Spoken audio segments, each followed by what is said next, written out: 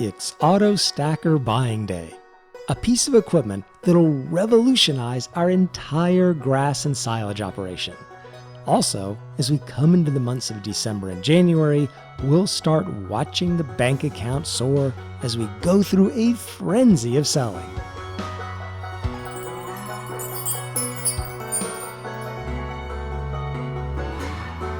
As we get back to the farm from selling our goat milk, I've been thinking about our small dairy.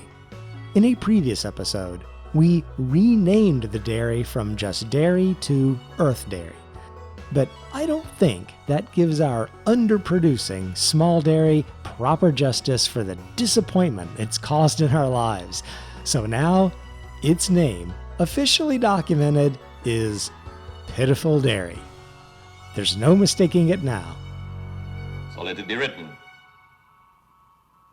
So let it be done. We'll say goodbye to September and hello to October, which promises to be a busy day with more sales and working the fields. The first thing is to take care of our silage. We had to wait until about noon for that to finish fermenting. We'll also need to switch into our cold weather gear.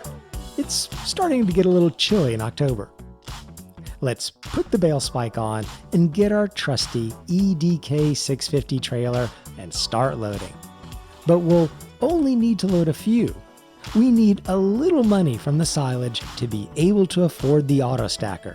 So after we load and sell some of these, it'll be the last time we have to manually load and sell 6 to 8 bales at a time.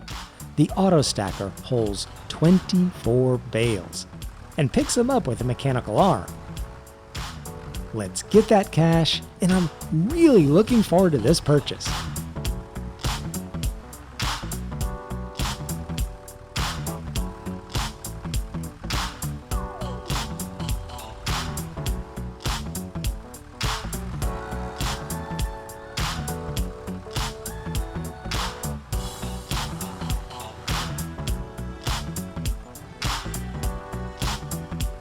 We're up to 45,000. One more load should do it.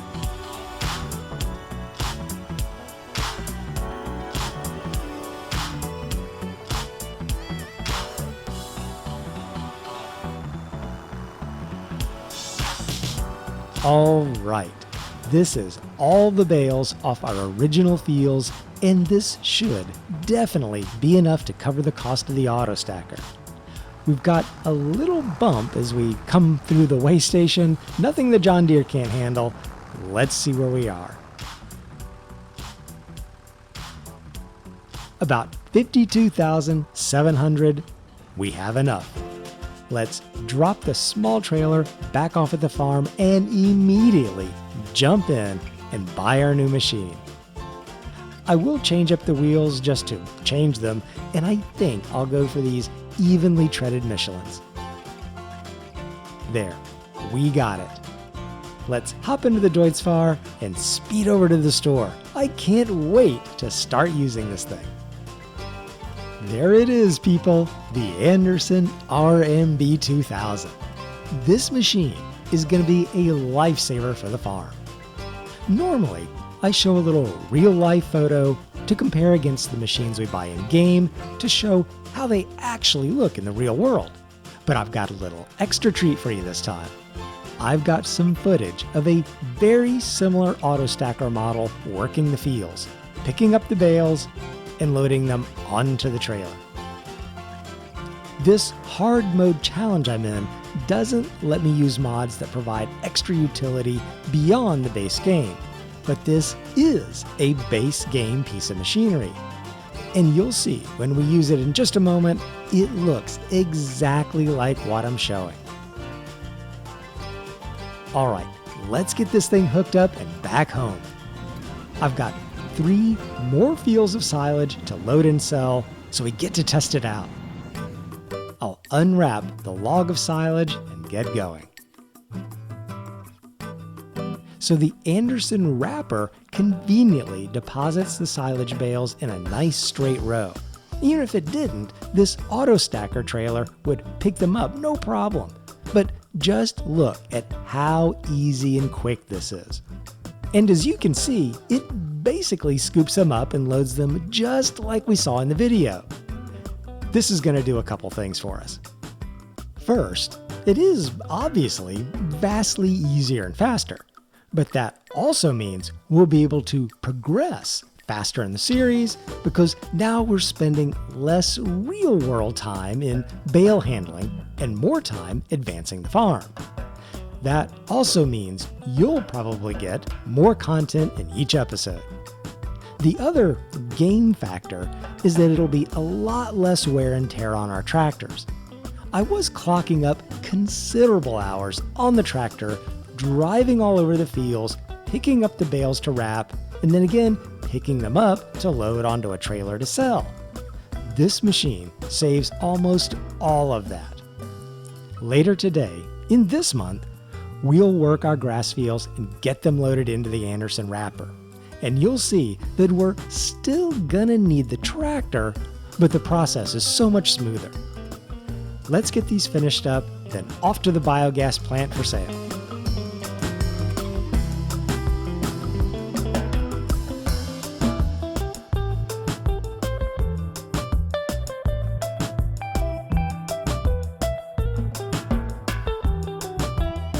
"24 perfectly loaded bales." When I see something like this, it's a reminder of how far we've come from our humble beginnings. Let's do our first unload into the trigger.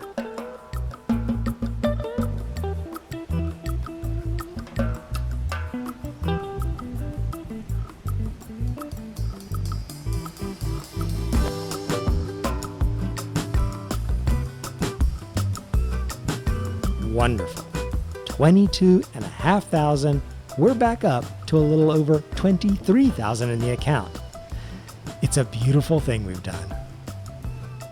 We'll drop this back at what has now become our trailer parking and get on to the next task, mowing our fields for more income. Now with these grass fields and turning them into silage, it's a 3 or 4 step process, depending on how you count. You have to cut the grass, bale the grass, wrap the grass, then roll or fertilize the field. Of those jobs, the baling and rolling takes the longest. And I'll make a little prediction right now. Given the effort it takes on the grass fields and the other chores we probably need to handle here in October, I'll bet we'll be finishing the rolling well into dusk. I'll do a little quick combined cinematic to finish the cutting, do the baling, and then get as quickly as we can back to our auto stacker and see it in action again, clearing the fields. It's gonna be good.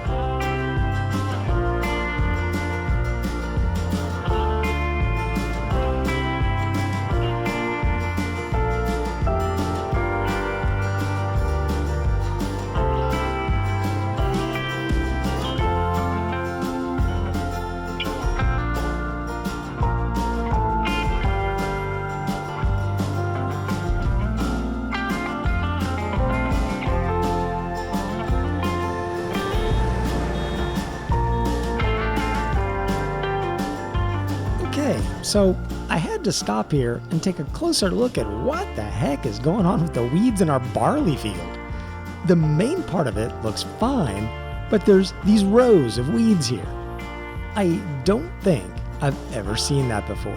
It's really strange. We did inherit the field with a crop in it, and this barley is the first planting we've done ourselves, so I'll assume it's some remnant from the prior owner. They're medium weeds too. We'd have to hoe or spray to get those out. I'll get on with the baling and think about what to do. I just thought I'd show you because it is very strange.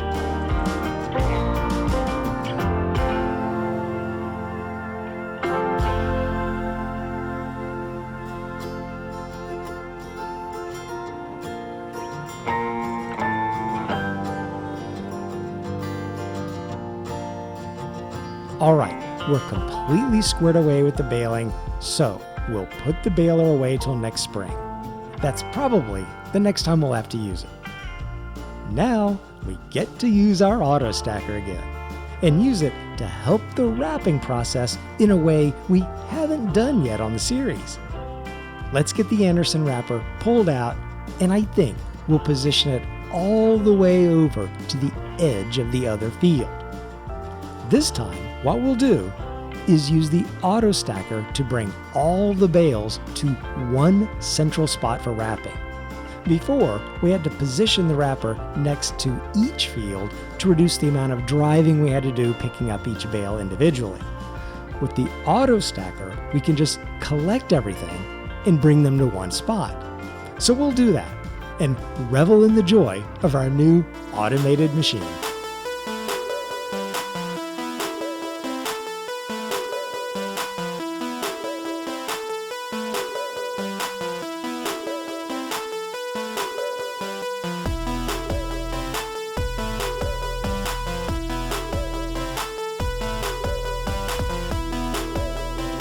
I physically felt my quality of life improve a notch doing that.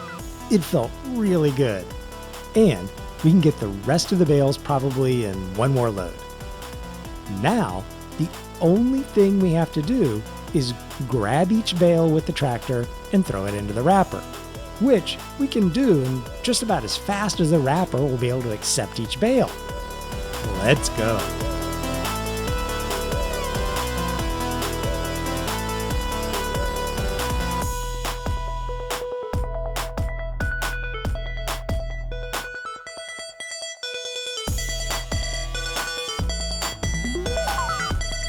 Easy peasy.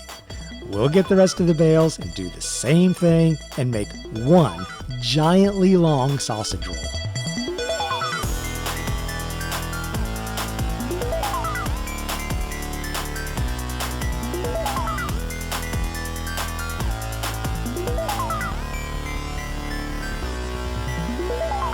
One thing I don't understand that's going on with the game, and I think it's from the updates, is the changing color and texture of my baling twine. I've been using the exact same twine, and I've got 3 different things going on here.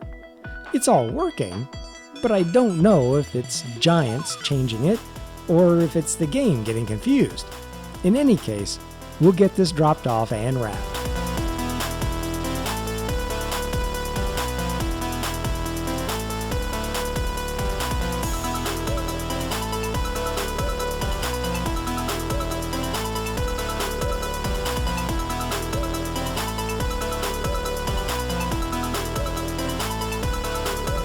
Okay, that's 2 full trailers, 48 bales, and a nice long roll of silage.